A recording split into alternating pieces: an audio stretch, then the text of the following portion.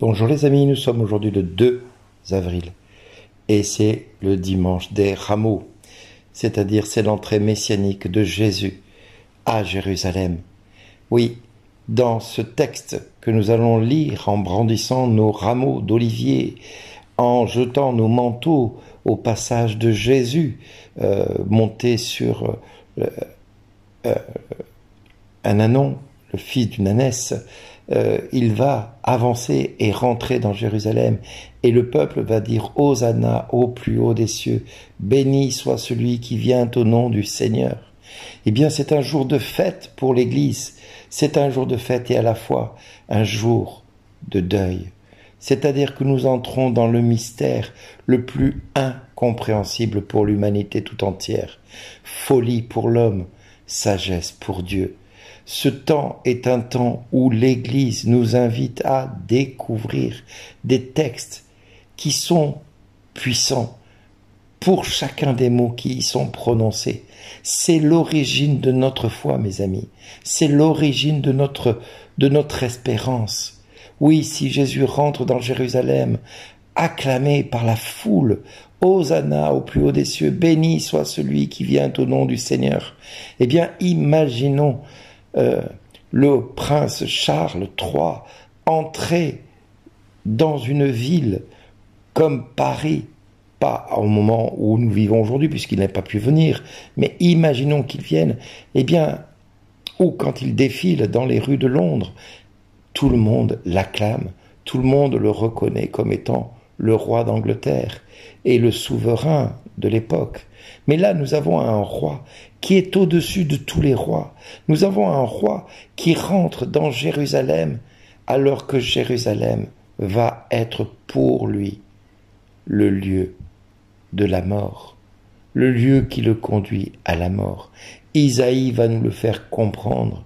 Isaïe va parler de ce serviteur souffrant où même sa barbe va être arrachée.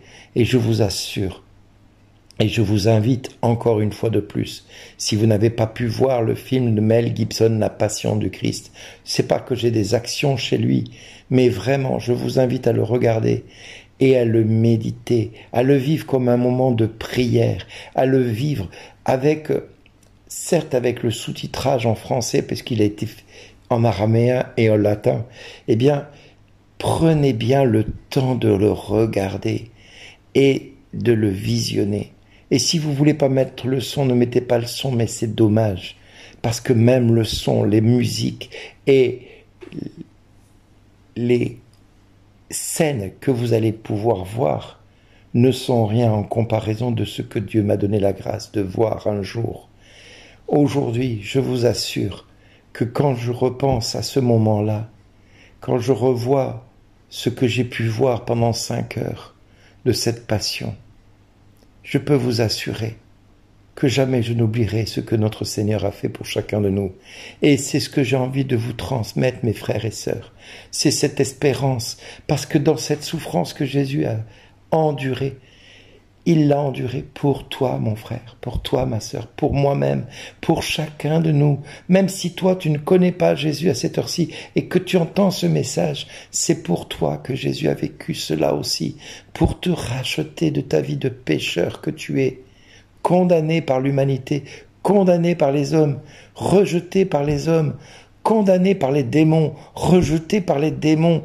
Et aujourd'hui, tu peux entrer dans ta vie de fils et de fille de Dieu, à travers ces textes à laquelle et auquel tu es appelé à confesser le nom de Jésus. Oui, mes frères, oui, mes sœurs, aujourd'hui, Jésus entre dans Jérusalem et va être condamné. Il va mourir. On va lire sa passion. On va lire ce moment qui va être très dur pour lui, ce moment qui va être hyper éprouvant pour lui, parce que dans ce temps-là, Jésus va vraiment prendre chacun de nous, chacune de nos histoires, chacune de nos périodes de vie, et il va les amener avec sa chair jusque devant le trône de son Père, pour final dire à son Père, « Père, pardonne-leur, Ils ne savent pas ce qu'ils font. Alors tu te sens peut-être indigne de ce salut auquel tu es appelé à entrer. Mais Jésus a plaidé ta cause devant son Père. Père, pardonne-leur, ils ne savent pas ce qu'ils font. L'apôtre Pierre en fera l'expérience, durement l'expérience, puisqu'il va renier Jésus 3 fois. Et par 3 fois, Jésus va lui reposer la question après la résurrection. Pierre, m'aimes-tu plus que cela? Comme pour racheter chacun de ses reniements devant ce feu. Et c'est devant un feu qu'il va lui reposer 3 fois la même question. Pierre, m'aimes-tu plus que cela? Pierre, m'aimes-tu vraiment plus que cela? Pierre, m'aimes-tu vraiment plus que cela? Et Pierre dira, mais Seigneur, tu sais toutes choses, tu sais bien que tu as les paroles de la vie éternelle. Vers qui pourrais-je aller? C'est toi qui es ma source de vie. Eh bien aujourd'hui, Jésus est ta source de vie. Regarde cette passion du Christ, regarde cette passion de Mel Gibson, parce que c'est là que tu vas comprendre de quel amour tu es aimé, mon frère, de quel amour tu es aimé, ma sœur. Oui, aujourd'hui tu vas pouvoir dire à ton Dieu, Papa, pourquoi m'as-tu aimé autant? Qui suis-je pour toi? Qu'est-ce que j'ai fait pour mériter un tel amour? Eh bien oui, le Christ n'a pas hésité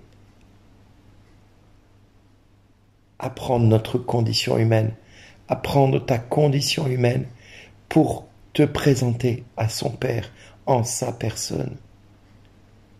Il a tout pris sur sa chair, ton péché, tes offenses, tes condamnations, tes humiliations, tes rejets, tes larmes, tes cris, il a tout pris. Et lui, dans sa chair, il a fait sienne tout ce que tu as vécu depuis ta conception jusqu'à ce jour, pour faire de toi ce fils, pour faire de toi cette fille, pour faire de toi cet enfant aimé du Père depuis toute éternité, puisqu'il a livré son propre fils afin que tu vives de la vie éternelle en Jésus-Christ. Alors aujourd'hui, plus que jamais, j'ai envie de te dire, mon frère, ma sœur, merci d'exister, merci de te battre pour vivre avec la vie du Christ en toi, merci d'être ce que tu es, merci, merci, merci, et merci encore d'exister plus que jamais. Sois béni en ce jour des rameaux. Amen.